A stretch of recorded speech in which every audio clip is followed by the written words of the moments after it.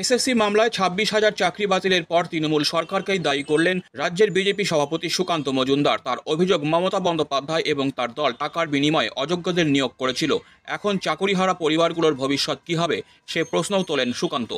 আজকে মহামান্য supreme court এই যে সিদ্ধান্ত, তাদের যে ভার্ডিক্ট এলো এবং প্রায় ২৬,০০০ মানে অ্যাকুরেটলি বলতে গেলে ২৫,৭৫৩ জনের চাকরি চলে গেল, যারা ২০১৬ সাল থেকে চাকরি করছিলেন, যাদের পরিবার আছে, বিয়ে থা হয়েছে।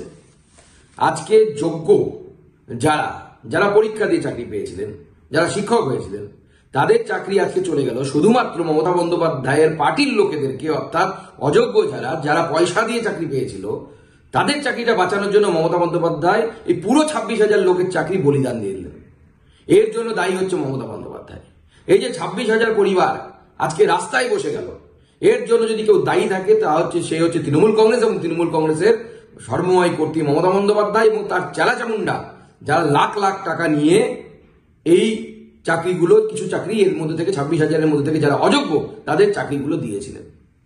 আমার প্রশ্ন হচ্ছে, মমতা বন্দ্যোপাধ্যায়ের এসএসসি স্কুল সার্ভিস কমিশন, রাজ্য সরকার কেন যোগ্য এবং অযোগ্য এই পৃথকীকরণ কেন করে দিলেন না?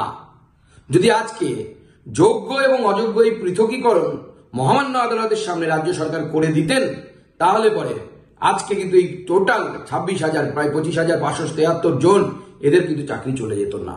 শুধু অযোগ্যদের যেত, যোগ্যরা বহাল তবিয়তে চাকরি করতেন। আজকে মমতা বন্দ্যোপাধ্যায়ের জন্য, মমতা বন্দ্যোপাধ্যায় পার্টির এই দুষ্কৃতীদের জন্য, যারা ঘুষখোর জোচ্চোর তৃণমূল নেতা, তাদের জন্য এই এতগুলো পরিবার আজকে রাস্তায় বসলো।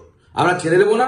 আমরা আগামী দিনে মমতা বন্দ্যোপাধ্যায়ের সরকারকে এই তার চেয়ার থেকে উঠিয়ে ফেলবো। এর জন্য দায়ী হচ্ছে মমতা বন্দ্যোপাধ্যায়। আমরা খুব শীঘ্রই এর বিরুদ্ধে পথে নামছি।